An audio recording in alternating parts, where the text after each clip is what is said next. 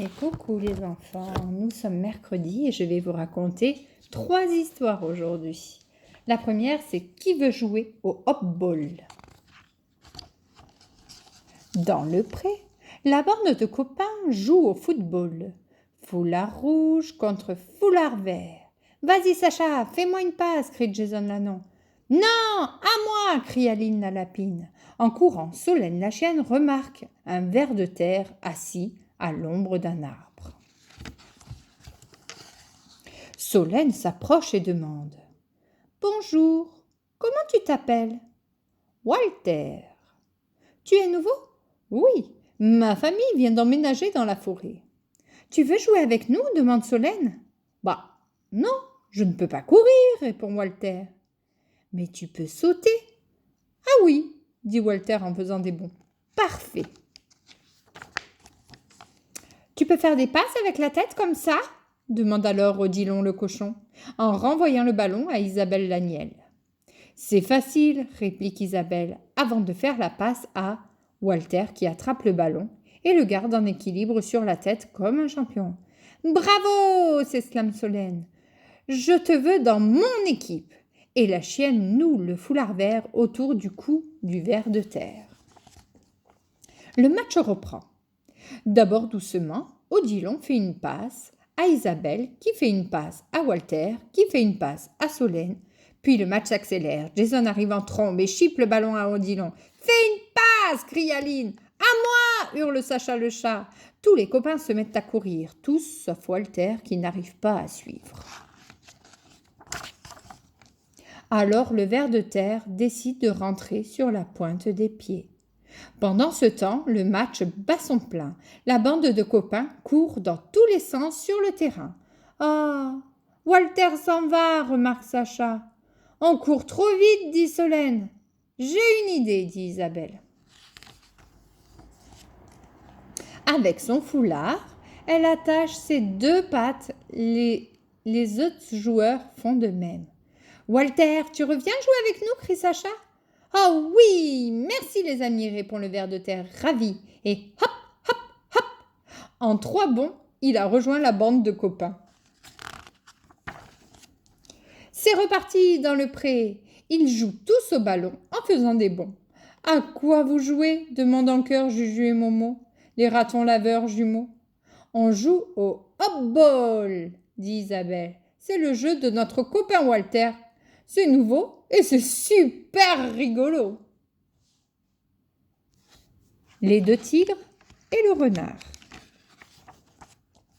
Il était une fois 2 frères tigres qui s'appelaient Kavi et Pali. Un jour, jouant au bord du fleuve, ils aperçurent un chapati, un pain rond oublié sur la rive. Kavi et Pali se précipitèrent et posèrent en même temps leurs pattes sur le pain. « Je l'ai vu le premier !» rugit Kavi. « Ce chapati est à moi !»« Non !» rétorqua Pali. « Je l'avais repéré aussi. À moi le chapati !» Les 2 frères étaient sur le point de se bagarrer quand arriva Raja, le renard. Kavi et Pali décidèrent de lui demander son avis.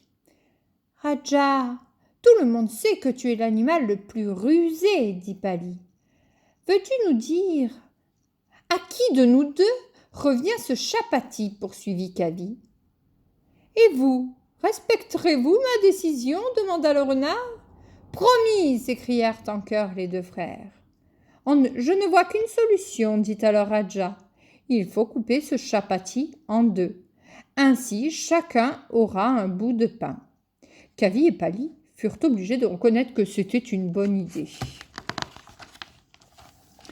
Pour être sûr qu'il n'y ait pas de dispute entre vous, je vous propose de découper moi-même le chapati en 2 parts égales, ajouta le renard. Aussitôt, dit Raja, partageant en 2 le chapati. Puis il regarda les morceaux en secouant le museau.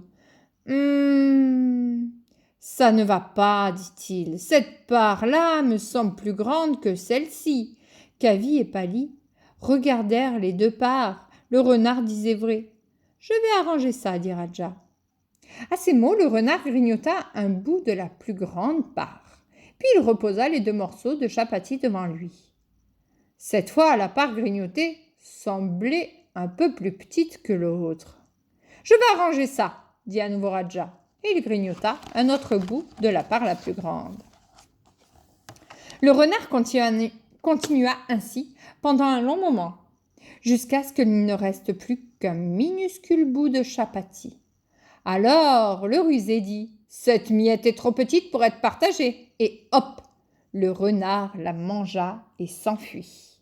Les 2 tigres comprirent trop tard que le renard s'était moqué d'eux et qu'un pain vaut mieux que 2 tu l'auras.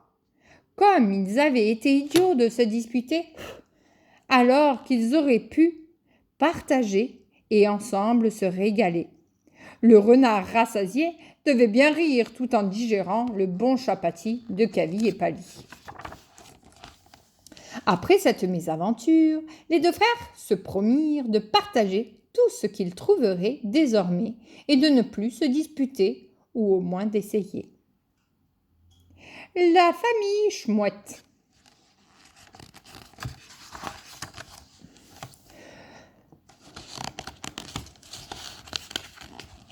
Sur son arbre perché, blotti contre ses œufs, Paulette écoute le moindre bruit. Tic-tac-toc. Ces petits s'agitent dans leur coquille. Dans quelques heures, ils seront sortis. En attendant, la chouette balaie son nid. Tout à coup, la tempête se lève, l'arbre se balance, le vent souffle dans les branches. Paulette déploie ses ailes. Ici, ses yeux sont à l'abri. Hélas, la tempête grossit, grossit, grossit. L'arbre penche, Paulette s'accroche aux branches. Mais la chouette est trop légère face au vent. Elle finit par l'arracher de ses petits. Paulette tourbillonne dans les gouttes de pluie. Elle a perdu le nord, ne sait plus où est son nid. Et bing! La pauvre chouette se cogne la tête. Elle tombe, tombe, tombe et reste sonner des heures durant au pied de son arbre. Quand Paulette se réveille, la tempête est finie. La chouette cherche, virevolte, farfouille, branchage et feuillage, mais son nid est introuvable. La tempête l'a pris. Seule sur sa branche, Paulette écoute le moindre bruit. Tic-tac-toc, la chouette sursaute. Serait-ce ses petits? Tic-tac-toc, non, ce n'est que l'écureuil qui casse les noisettes. Tic-tac-toc, à nouveau Paulette sursaute. Serait-ce ses petits? Tic-tac-toc, non, ce n'est que le pivert qui tape du bec. Tic-tac-toc, et plus loin, c'est le lapin qui répare la porte de son terrier. Paulette vole de bruit en bruit, mais elle ne trouve pas son nid. La chouette parvient ainsi jusqu'à la falaise face à la mer. Elle frissonne, pourvu que son nid ne soit pas tombé de si haut, qu'il n'ait pas été emporté par les flots. Tic-tac-toc, la chouette tend l'oreille et espère. Et si ce bruit était enfin celui de ses petits? Quand il y a de la place pour 3, il y en a pour 6, dit une voix. Poussez-vous, mes oisillons. J'attends les bébés d'adoption. Le vent a décidé de les faire atterrir dans notre nid, alors soyez gentils. Je crois que ce sont mes œufs, murmure timidement Paulette. Ah! Bonjour! Moi, c'est Arlette, dit la mouette, en la saluant par un battement d'ailes. Heureuse de vous rencontrer, mais je vous en prie, posez-vous dans notre nid. Quand il y a de la place pour 6, il y en a aussi pour 7. Tic-tac-toc. Paulette et Arlette n'ont pas le temps de discuter, parce que, tic-tac-toc, les 3 bébés de Paulette sont nés. Depuis, Arlette et Paulette et tous leurs enfants mouettes et chouettes vivent heureux dans leur grand nid face à la mer et à l'abri des intempéries. Et quand le ciel est dégagé, la famille Chmouette aime s'envoler dans une belle balade en forêt. Et cric et crac, ces 3 histoires sont terminées. Je vous souhaite une bonne journée et à bientôt au Micocoulier.